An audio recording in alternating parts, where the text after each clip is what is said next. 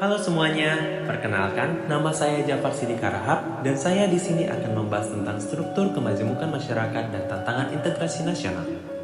Langsung saja kita mulai ya.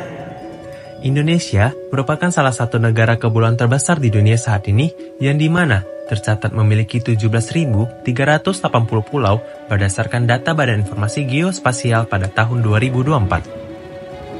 Yang dimana total penduduk di Indonesia saat ini mencapai 281,6 juta jiwa berdasarkan data Badan Pusat Statistik pada Juni 2024. Dan tentu saja teman-teman semuanya, penduduk tersebut pasti masing-masing menganut berbagai macam agama dan memiliki berbagai latar belakang suku dan budaya yang berbeda-beda. Sehingga hal ini menyebabkan kemajemukan di masyarakat tersebut. Nah, sebelum kita lanjut nih, tahukah kamu apa yang dimaksud kemajemukan tersebut? Jika belum tahu, saya kasih tahu ya teman-teman. Kemajemukan masyarakat atau masyarakat majemuk adalah masyarakat yang terdiri dari berbagai kelompok sosial yang berbeda-beda berdasarkan suku, etnis, agama, bahasa, dan budaya. Sehingga dalam kehidupan masyarakat, hubungan antara kelompok cenderung bersifat segmental. Dengan masing-masing kelompok memiliki subbudaya yang berbeda-beda. Keberagaman inilah yang menyebabkan kurangnya kohesi atau kesepakatan nilai-nilai sosial yang sama di antara kelompok-kelompok tersebut. Dampak dari kemajemukan ini pun sangat beragam, seperti rasis, mendiskriminasi orang, saling memberikan ujaran kebencian, bahkan dapat terjadi perang antar suku seperti yang saat ini masih terjadi di Papua. Karena kurangnya kesepakatan nilai-nilai sosial antara kelompok-kelompok tersebut, diperlukanlah pengintegrasian secara nasional. Integrasi nasional adalah penyatuan bagian-bagian berbeda-beda dari suatu masyarakat menjadi suatu keseluruhan yang utuh untuk menjadi suatu bangsa. Namun, tentu saja sangat banyak masalah dalam melakukan integrasi tersebut. Bukan hanya Indonesia, namun semua negara yang ada di dunia ini juga mengalami masalah yang sama. Indonesia merupakan bangsa yang sangat besar baik dari kebudayaan ataupun wilayahnya. Sesuai dengan yang saya jelaskan tadi di awal, di satu sisi, hal ini membawa dampak positif bagi bangsa, karena kita bisa memanfaatkan kekayaan alam Indonesia secara bijak atau mengelola budaya-budaya yang melimpah untuk kesejahteraan rakyat. Namun, selain menimbulkan sebuah keuntungan, hal ini juga akan menimbulkan masalah yang baru. Kita ketahui, dengan wilayah dan budaya yang melimpah, itu akan menghasilkan karakter dan manusia yang berbeda pula, sehingga dapat mengancam keutuhan bangsa Indonesia. Akan tetapi, pada kenyataannya Indonesia masih berdiri dengan keberagaman suku dan budaya meskipun ada beberapa yang memisahkan diri seperti Timor Leste. Ditambah lagi masalah saat ini yang masih terjadi dan belum menemukan solusinya hingga saat ini, yaitu kedatangan etnis Rohingya di Indonesia, tepatnya di Aceh. Yang dimana pada awalnya etnis Rohingya sangat diterima oleh warga Aceh karena atas dasar kemanusiaan untuk membantunya. Walaupun saat itu sudah ada instruksi larangan untuk tidak menampung pengungsi Rohingya karena akan membuat masalah. Namun dari waktu ke waktu, kepercayaan warga mulai pudar terhadap etnis Rohingya. Dikarenakan beberapa masalah sosial dan moral yang disebabkan oleh Rohingya. Hal ini menyebabkan Rohingya tidak lagi dipandang sebagai kelompok yang perlu perhatian. Teman-teman semuanya dapat melihat di video tersebut bahwa para pengungsi mengeluh lantaran porsi makan yang diberikan kepada mereka terlalu sedikit. Padahal, di Indonesia sendiri sangat banyak penduduknya masih dalam keadaan miskin dan hidup yang tidak layak, seperti tinggal di bawah kolong jembatan, di pinggir jalan, bahkan tidak mempunyai rumah. Dan mereka juga belum tentu mampu untuk memenuhi kebutuhan hidupnya sehari-hari. Jika hal ini terus berlanjut, maka akan memungkinkan bertambahnya kemajemukan di masyarakat karena bertambahnya etnis, bahasa, dan budaya yang berbeda antara warga Aceh dengan etnis Rohingya. Bukan hanya itu saja teman-teman semuanya, kebiasaan dan budaya yang buruk juga dapat memperparah dampak dari kemajemukan di masyarakat tersebut. Terutama, kasus-kasus yang muncul dari Rohingya justru pada akhirnya mengikis kepercayaan itu.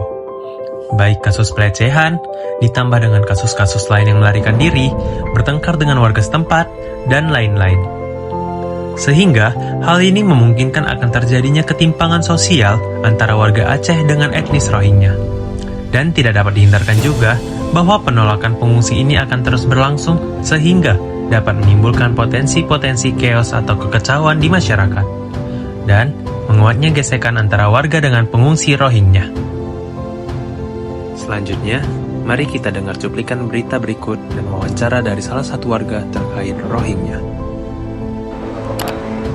Terima kasih pemirsa, Anda masih bersama kami di Apa Kabar Indonesia Siang. Pemirsa, sebuah video yang memperlihatkan warga Rohingya meminta buah rambutan di salah satu rumah warga di kota Pekanbaru, Riau mendadak viral di media sosial. Awalnya suasana terlihat tenang, namun berubah menjadi tegang ketika pemilik rumah merasa tidak nyaman dengan kedatangan pengungsi yang bergerombol. Semua jangan ganggu ke sini. Udah kosong ke tempat ini. Astagfirullahaladzim. Dalam video yang diunggah akun TikTok @dwi_jelita_sari, sekelompok warga Rohingya terlihat mendatangi sebuah rumah di kota Pekanbaru. Mereka membawa ember untuk meminta buah rambutan dari pohon yang tumbuh di depan rumah tersebut. Lagi ke sini. Pulang. Pada awalnya, pemilik rumah berniat baik dengan memberikan rambutan kepada para pengungsi. Namun situasi berubah saat semakin banyak warga Rohingya berdatangan dan menuntut lebih banyak buah dengan nada marah. Pemilik rumah yang resah mulai meminta warga Rohingya untuk pergi. Namun para pengungsi mulai memakai nada tinggi dengan bahasa yang tidak dimengerti oleh pemilik rumah. Banyak warga merasa resah dengan pengungsi Rohingya. Terlebih, para pengungsi membangun perkampungannya sendiri di tengah kota Pekanbaru, di lahan kosong, di sebuah gang, di Jalan Datuk Wan Abdul Jamal, Kecamatan Bukit Raya, Kota Pekanbaru, Riau. Perkampungan tersebut dihuni lebih dari 500 kepala keluarga yang terdiri dari orang dewasa dan anak-anak. Terlihat juga para pengungsi bebas berkeliaran menggunakan sepeda motor. Mirisnya lagi, para pengungsi juga memiliki telepon genggam. Pengungsi juga sering berkeliaran bebas dan meminta-minta ke rumah-rumah warga.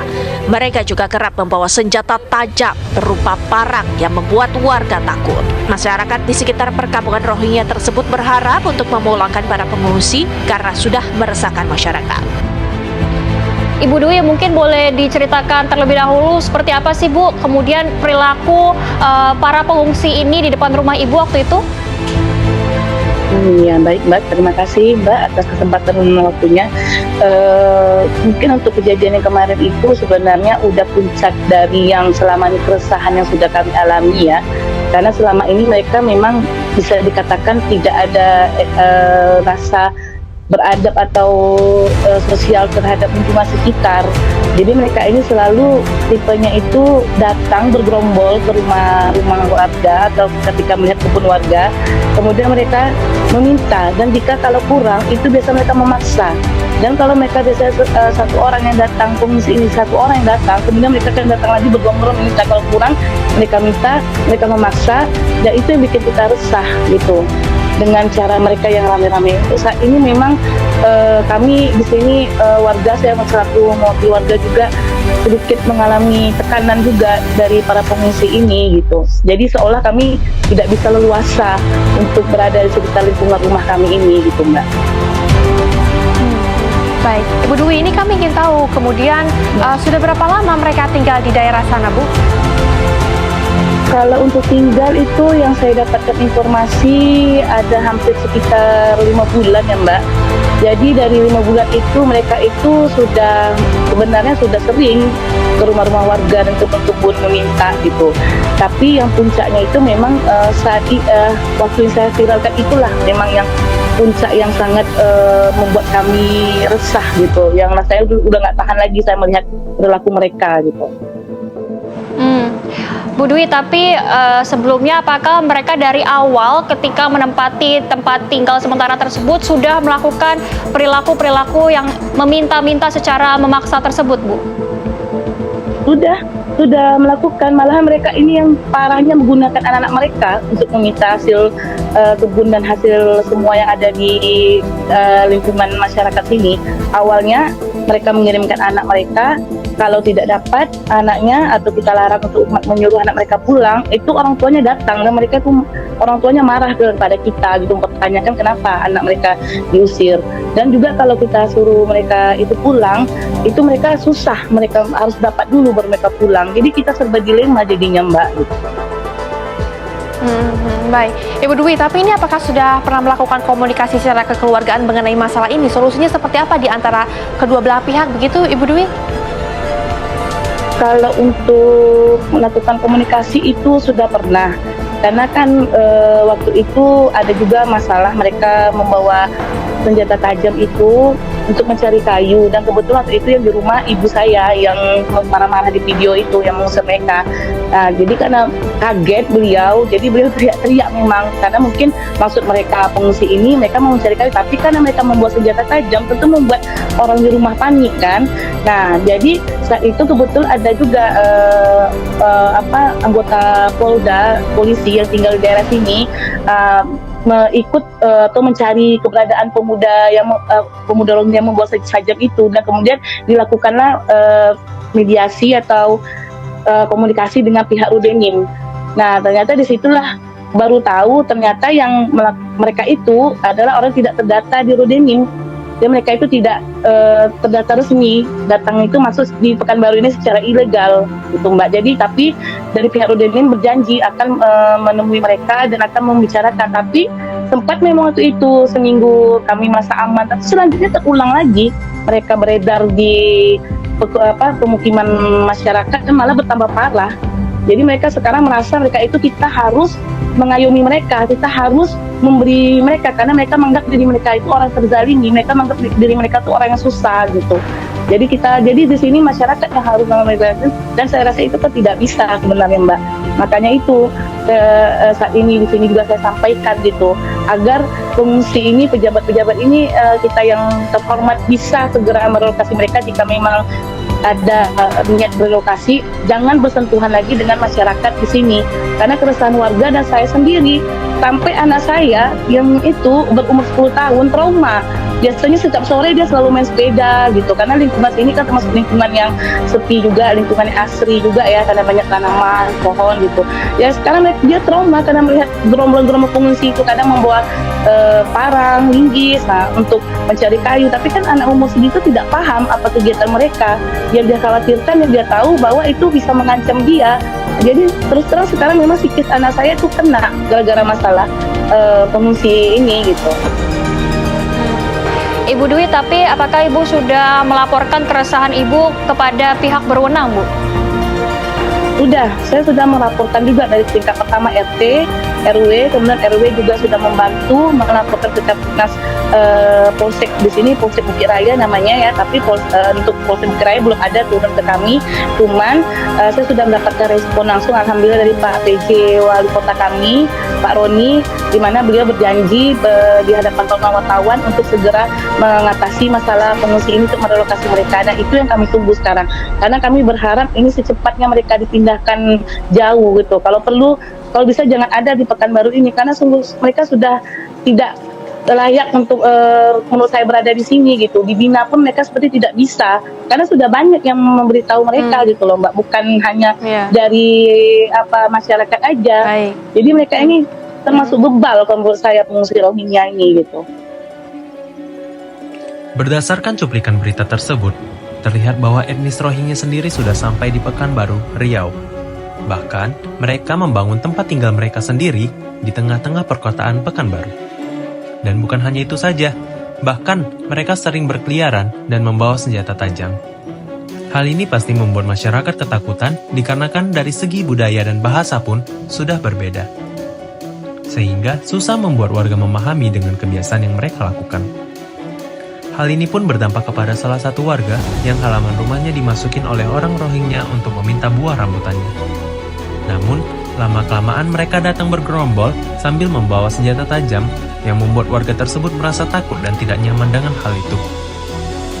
Bahkan ketika warga tersebut mengusir, mereka malah menggunakan nada yang tinggi seolah menunjukkan emosinya kepada warga tersebut. Sehingga solusi yang mungkin dapat dilakukan menghadapi tantangan integrasi nasional saat ini adalah dengan menegakkan hukum secara tegas dan adil, yang dimana maksudnya adalah tanpa adanya diskriminasi. Pemerintah seharusnya bertindak tegas kepada pelanggaran hukum yang dilakukan oleh siapapun, termasuk oleh pengungsi Rohingya. Namun, penting untuk tetap memperhatikan hak asasi manusianya. Selanjutnya memberikan pengawasan dan pemantauan ketat dengan cara mengungsi Rohingya harus terdaftar secara resmi sehingga memudahkan pemantauan dan mencegah potensi pelanggaran. Dan yang terakhir adalah libatkan pengungsi dalam kegiatan positif, seperti program kerja sosial, pelatihan keterampilan, atau kegiatan ekonomi kecil yang tidak merugikan masyarakat lokal. Dan melibatkan pengungsi dan masyarakat lokal untuk membangun keakraban dan mengurangi kesalahpahaman. Sekian, terima kasih atas perhatian teman-teman semuanya. Semoga video ini dapat bermanfaat buat kita semua. Mohon maaf apabila ada kesalahan kata dalam penyampaian di video ini. Saya Jafar izin pamit undur diri.